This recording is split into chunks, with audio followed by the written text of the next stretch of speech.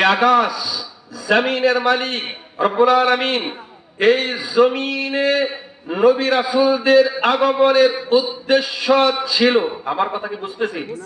আর বুঝবেনই তো আপনাদের বাড়ির লোক। আমার বাড়ি যদি চট্টগ্রাম হইতো আর যদি সিলেট হইতো, তাহলে কিতা হয়েছে তো কিতা হয়েছে, ঠিক বলেন, কিছুই বুঝতেন না। বলে আলহামদুলিল্লাহ, আল্লাহু আকবার। এই জমিনে নবী রাসূলদের আগমনের উদ্দেশ্য ছিল আল্লাহ পাকের জমিনে আল্লাহ পাকের বিধান কায়েম করা। বলেন তো কি কায়েম করা? আল্লাহর বিধান কায়েম করা। আর শয়তানের আগমনের উদ্দেশ্য ছিল আল্লাহ পাকের বিধানের পরিবর্তে ধর্ম নিরপেক্ষবাদ কায়েম করা। ঠিক না বলেন? বিগত যারা ক্ষমতায় ছিল তারা ধর্ম নিরপেক্ষবাদে বিশ্বাসী ছিল। আল্লাহ পাক সেই আযাব গজব থেকে গোটা জাতিকে হেফাজত করেছে। ঠিক না বলেন ভাইরা আমার? গোটা জাতিকে হেফাজত করেছেন। কাজে আগামী নির্বাচন কোরআনের নির্বাচন। ঠিক কিনা বলেন?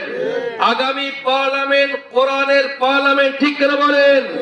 কোরআন দিয়ে ব্যক্তিগত জীবন, পারিবারিক জীবন, সামাজিক জীবন, অর্থনৈতিক জীবন, রাজনৈতিক জীবন, রাষ্ট্রনীতি, পররাষ্ট্রনীতি, কার সাথে সন্ধি করবেন, কার সাথে চুক্তি করবেন, ওজনে কম দিলে কি হবে, খাদ্যে ভেজাল দিলে কি হবে, বোনের ফুবুর ওয়ারিশ ঠকাইলে কি হবে, মিথ্যা মামলা মিথ্যা সাক্ষী দিলে কি হবে, অন্যের জমিনের আইল ঠেলে নিজের জমিনে আনলে কি হবে, ভাইয়ের সাথে সম্পর্ক বিচ্ছিন্ন করলে কি হবে, পিতামাতার সঙ্গে খারাপ আচরণ করলে কি হবে। রব্বে কারীম খুলে খুলে কোরআনে কারীমের মধ্যে বয়ান করে দিয়েছে। সুবহানাল্লাহ, আল্লাহু আকবার।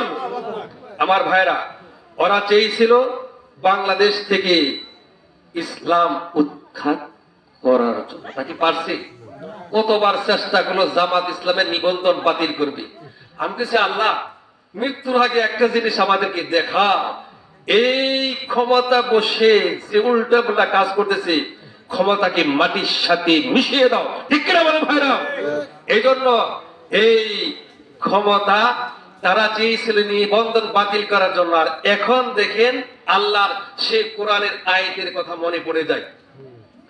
রব্বুল আলামিন বলেন, ইউরিদুনা লিইউতফিউ নূরাল্লাহ